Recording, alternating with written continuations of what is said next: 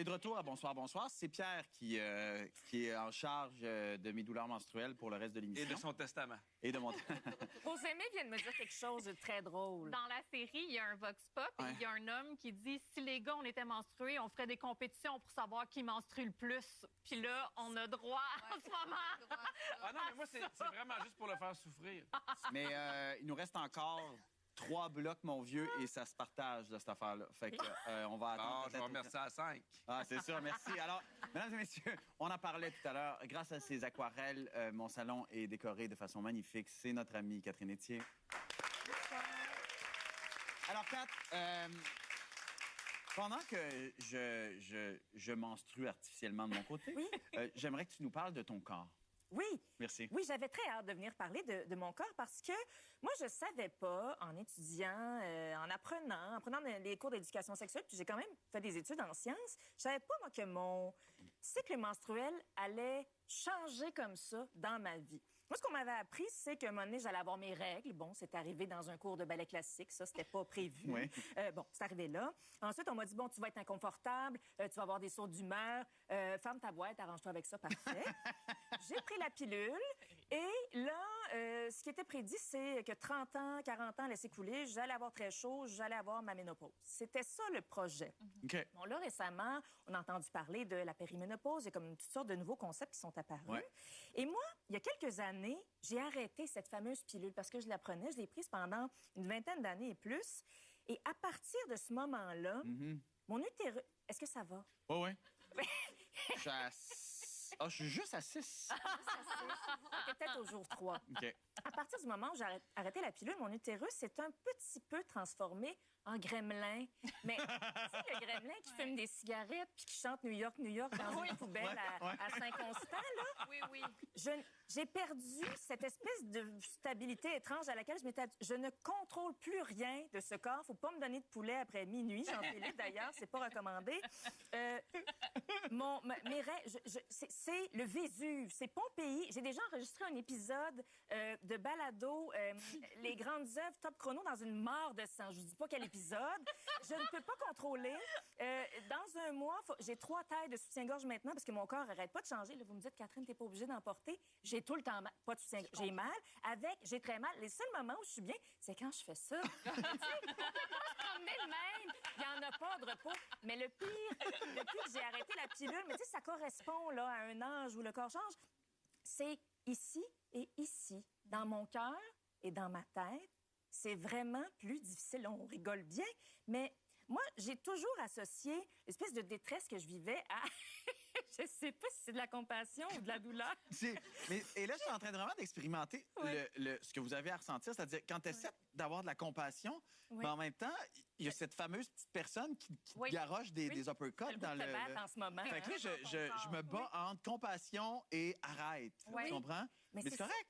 Mais c'est que ça fluctue dans une vie. Puis, tu sais, ce que je vis dans mon cœur et dans ma tête, j'avais toujours associé ça à une espèce de dépression chronique. Tu sais, j'en ai parlé dans mon roman. Je vivais avec ça. Cette espèce de mal de vivre, un peu difficile à contrôler. Sans comprendre et déterminer. Sans comprendre. Et moi, ma vie a vraiment changé à cause de TikTok. Je le dis souvent, on parle des petits animaux, puis on a beaucoup de plaisir, mais c'est aussi une communauté de femmes, TikTok, qui partagent leur expérience. Parce que, comme on le disait tout à l'heure, c'est très mystérieux ce qui se passe dans nos corps. Il n'y a pas tant de données que ça. Et une des recherches les plus courantes dans les moteurs de recherche, c'est est-ce normal? Puis c'est des recherches qui sont faites par des... Est-ce normal que mes sous-vêtements changent de couleur au niveau de ma vulve? Oui, c'est normal, ça arrive. C'est comme une petite tête to go, là. Ça devient... Non, mais c'est ça. Des questions super gênantes, mais on devrait pas être gêné. Donc... Avec TikTok, j'ai découvert quelque chose d'assez difficile à diagnostiquer, mais qui correspond parfaitement à ma réalité. Ça s'appelle le trouble dysphorique prémenstruel. Très épeurant. En fait, chez moi, ça s'exprime par à peu près 1 semaine et demie avant mes règles, une profonde tristesse, de la détresse psychologique et des idées suicidaires. Tous les mois, 12 mois par année, à plus ou moins grande échelle. Mais c'est avec ça que je vis. Puis, ça m'a pris énormément de temps avant de mettre le doigt dessus que, OK, c'est là. C'est ce moment-là du mois. C'est à cause de ça. C'est ça, de le mettre sur un calendrier en faisant des liens. Puis, est-ce que ça le simplifie? Non, ça le simplifie pas parce que t'as beau le savoir, ce mal-là, il disparaît pas. Puis ça, c'est bien fâchant. Et donc, moi, quand je vis ça, tu sais, moi, je décide, j'ai fait de l'art-thérapie. Oui. Bon, parce que je sais, là, on parle de menstruation à la maison. Il y a peut-être des gens qui font comme, là, je commence à être un petit peu tannée qu'on donne des détails comme ça. J'ai décidé de l'exprimer en dessin, comment je vivais ça. Alors, j'ai allié science et art. Tu vas bien aimer ça. J'ai fait une coupe transversale de mon larynx. Ah, enfin. Pendant que je vis ma détresse, ça, c'est mon larynx. C'est comme ma trache. Oui, c'est comme un trou, c'est ma gorge. Ouais. Alors, on sent la solitude. Ouais. C'est comme une grotte.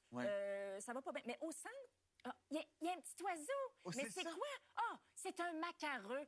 Ça, on retrouve ça aux îles Mingan. Ouais. C'est assez attachant. Ben non, c'est celui-là qui est au fond de ma gorge. Ah, mon Dieu! Ton petit bonhomme, là, qui te fait mal. Moi, c'est ça que j'ai dans l'âme puis dans la gorge. Un Il est macareux épeurant. avec des jambes pas faites. Il y a des grandes pattes. Il y a un soulier confortable. L'autre, c'est pas un pied, c'est la bague d'humeur du jeune Macaulay Culkin dans l'été de mes 11 ans. Mon Dieu, La que je scène où t'aime. il meurt avec les abeilles. J'ai tout le temps l'impression, Jean-Philippe, que quelqu'un vient de mourir ou que quelqu'un va mourir. Mais tu sais, on rit, puis moi aussi, là, je fais des blagues avec ça, mais c'est terrible de vivre avec cette espèce de patente-là.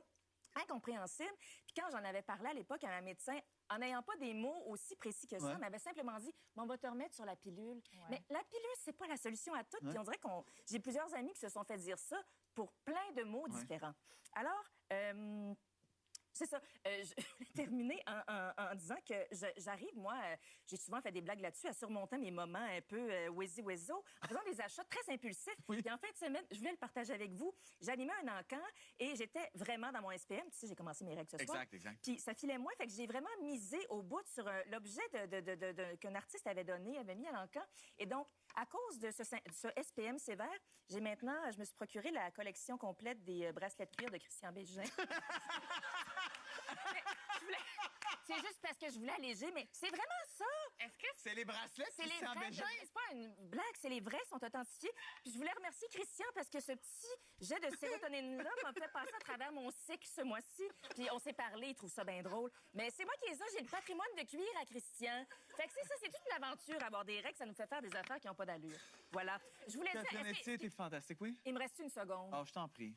S'il y a des femmes qui se reconnaissent dans ce que j'ai dit, dans ce qu'on a dit, sachez là, que vous n'êtes pas conne, que vous n'êtes pas folle, que vous n'êtes pas seule. Vous avez le droit de poser des questions à votre médecin puis d'exiger des réponses aussi. Moi, c'est ce que je m'en vais faire. Souhaitez-moi bonne chance parce que c'est pas diagnostiquer mon affaire. Merci tellement, Catherine. bravo! Au retour, je magasine avec Élise Guilbeault et je parle avec Jay Dutemps. Je suis rendu à combien, pour vrai?